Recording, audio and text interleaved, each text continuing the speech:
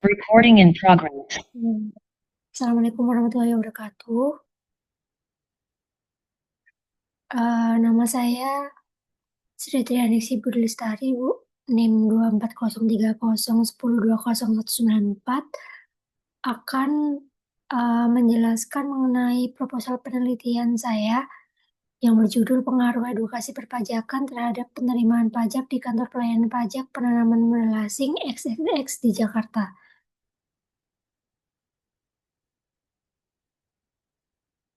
Nah, latar belakang saya memilih topik ini yaitu karena pajak merupakan kontribusi wajib untuk membiayai negara.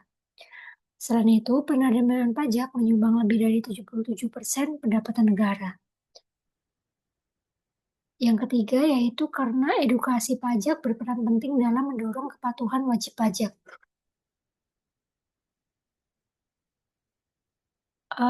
Menurut data di BPS atau data di pajak.go.id, untuk data penerimaan negara itu tahun 2022 ada sebesar 2034,6 triliun, 2023 sebesar 2118,3 triliun, dan 2024 sebesar 2309,9 triliun. Nah, tren positif ini menunjukkan bahwa edukasi pajak juga dapat mendukung target penerimaan.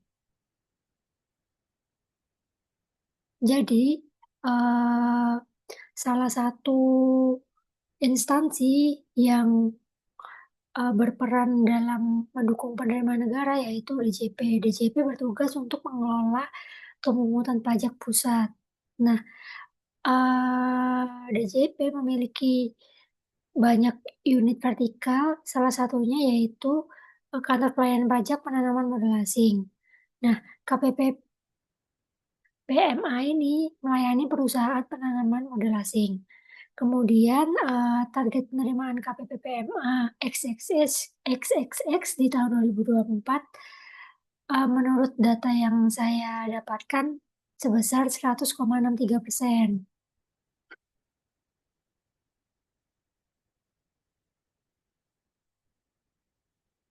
Oke, salah.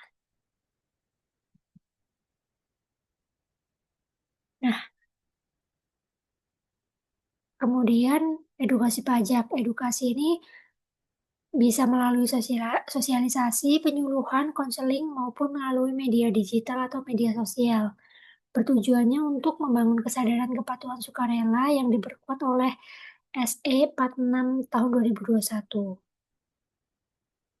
Untuk rumusan masalahnya yaitu apakah edukasi perpajakan berpengaruh signifikan terhadap penerimaan pajak? Yang kedua, seberapa besar pengaruhnya pada KPP PMA XXX di Jakarta? Untuk batasan masalahnya, saya hanya meneliti hubungan langsung edukasi dan penerimaan pajak. Kemudian saya cuma fokus pada wajib pajak badan di PMA, di KPP PMA XXX di Jakarta. Kemudian saya tidak mempertimbangkan variabel mediasi atau wawancara. Nah, untuk tujuan penelitiannya itu saya ingin menganalisis pengaruh edukasi terhadap penerimaan pajak dan mengukur kontribusi edukasi perpajakan pada KPP PMA XXX. Manfaat penelitiannya yaitu menambah literatur edukasi perpajakan sebagai evaluasi strategi edukasi untuk wajib pajak PMA, kemudian mendukung program peningkatan penerimaan negara. Selanjutnya kajian pustaka. Untuk yang pertama yaitu menurut Mardiasmo 2018, beliau menegaskan bahwa tujuan dari edukasi perpajakan adalah agar wajib pajak itu lebih sadar dan patuh secara sukarela yang bisa dilakukan lewat sosialisasi, pelatihan, bimbingan, atau media digital.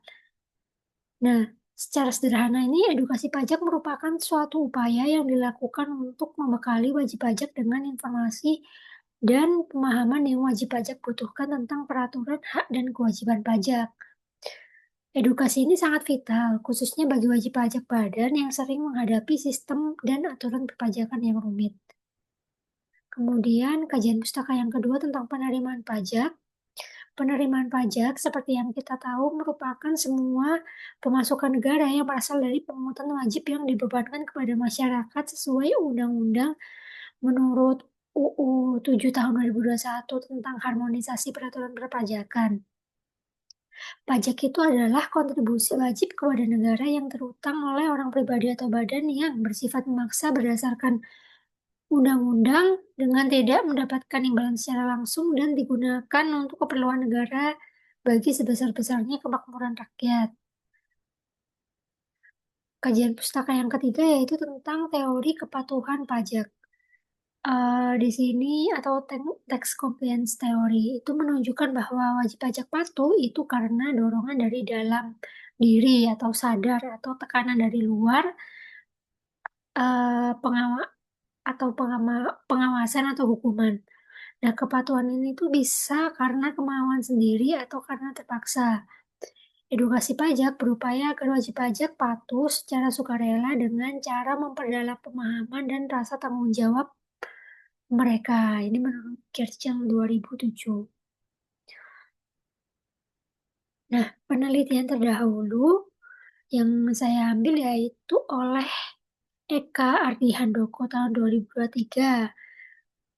Beliau mengungkapkan bahwasannya edukasi perpajakan itu berpengaruh positif dan signifikan dalam meningkatkan kepatuhan wajib pajak.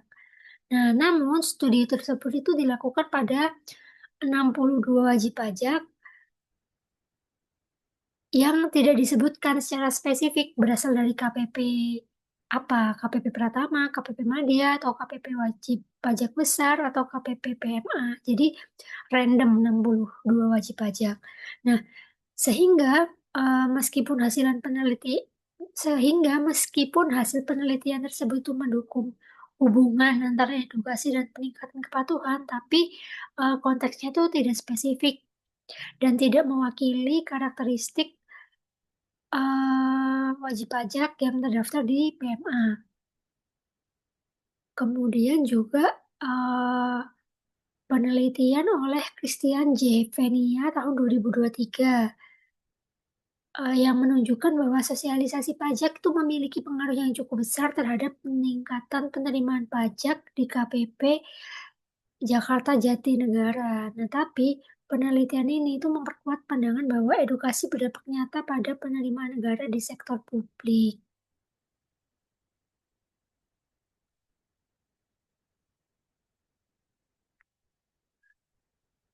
Tapi juga sama, namun belum fokus pada wajib pajak PMA juga.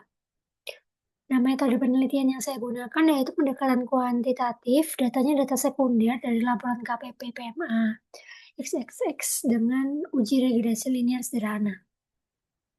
Untuk hasil pembahasannya itu edukasi tingkat pelaporan dan pembayaran pajak sebesar 88,8% di 2024. Terus realisasi penerimaan pajak itu 12,8 triliun lebih target, dan edukasi meningkatkan pemahaman sehingga meningkatkan kepatuhan sukarela. Kesimpulannya, edukasi pajak efektif tingkatkan penerimaan pajak. Yang kedua, meningkatkan kepercayaan dan kepatuhan wajib pajak badan. Yang ketiga, diperkuat oleh teori compliance tax. Saran yaitu eh, memperluas edukasi digital agar menjangkau wajib pajak secara luas, kemudian kolaborasi DJP dengan pihak swasta. Yang terakhir itu evaluasi program edukasi secara berkala. Terima kasih. Wassalamualaikum warahmatullahi wabarakatuh.